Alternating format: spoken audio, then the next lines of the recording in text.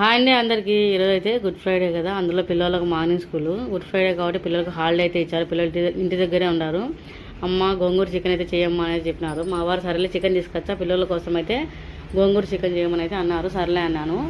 ఆయన చికెన్ తీసుకుని వచ్చారు. రోడ్డు మీదకి వెళ్ళి చికెన్ తీసుకొచ్చే లోపల అయితే బియ్యం కడిగి పెట్టేసి గోంగూర శుభ్రంగా కడిగి పొయ్యి మీదగానే అయితే పెట్టేసినాను. అంతలోపల వచ్చి గోంగూర చికెన్ వద్దులే అనేసి మామూలుగా చికెన్ పులుసు పెట్టమన్నారు. లేదు అని చెప్పినాను. మనమే చెప్పేది ఒకటి చేసేది ఒకటి. వీళ్ళు చేయమంటారు, మనం తీరా చేసినాక వద్దులే వేరే చేయమంటారు. మనమే వంట వండి మనమే సామాన్లు కడిగి మనమే ఇంట్లో పనంతా చేసినా వీళ్ళకి మాత్రం చెప్పేది ఒకటి చేయమంటారు ఒకటైతేను. సర్లే అనేసి నేనైతే గోంగూర చికెన్ చేస్తాను అనేసి చెప్పినాను. నేనైతే గోంగూర చికెన్ ఎలా చేస్తానో చూద్దాం రండి. గోంగూర అయితే శుభ్రంగా కడిగి దాంట్లో కారానికి తగినట్టు 5-6 పచ్చిమిర్చి చీలికలు, పెద్ద సైజు టమోటా అయితే వేసి కొద్దిగా నీళ్ళు పోసుకొని దాంట్లో ఉప్పు పసుపు అయితే వేసుకొని ఉడికించుకున్నాను. అది ఉడికి పక్కన పెట్టేసి దాన్ని మిక్సీ అయితే కొట్టుకోవాలి గోంగూరను.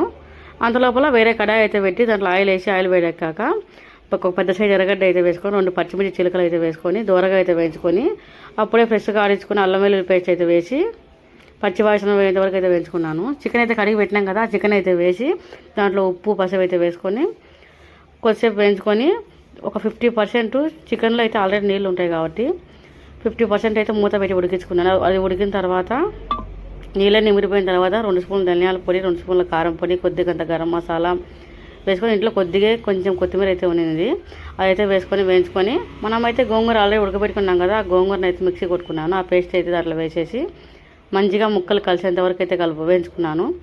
గోంగూరలో కొద్దిగా లాస్ట్లో ప్లేట్లో నీళ్ళు అయితే వేసినాను. ఎందుకంటే చికెన్ ఇప్పుడు 50% కదా ఉడికింది, మిగతా 50% అయితే ఇప్పుడు సిమ్లో పెట్టుకుని ఉడికించుకోవాలి. హైలో పెట్టినామంటే మాడిపోతుంది. ఉడికించుకున్న తర్వాత మూత పెట్టి ఒక 10 మినిట్స్ వరకు సిమ్లో పెట్టుకుని ఉడికించుకున్నాను. గోంగూర చికెన్ అయితే రెడీ అయిపోయింది. చాలా అంటే చాలా బాగా వచ్చింది. మనం ఎక్కడికన్నా ఫంక్షన్లకు వెళ్ళినప్పుడు అయితే గోంగూర చికెన్ అయితే పెడతారు కదా, ఆ టేస్ట్ అయితే వచ్చింది. వేడి అన్నంలోకి గోంగూర చికెన్ పెట్టుకొని తింటే చాలా అంటే చాలా బాగుంది. వంట అయిపోయినాక నేను మా వారి పిల్లలు పెట్టుకొని శుభ్రంగా తినేసినాము. నచ్చితే మీరు కానీ ఒకసారి ట్రై చేయండి. Bye friends.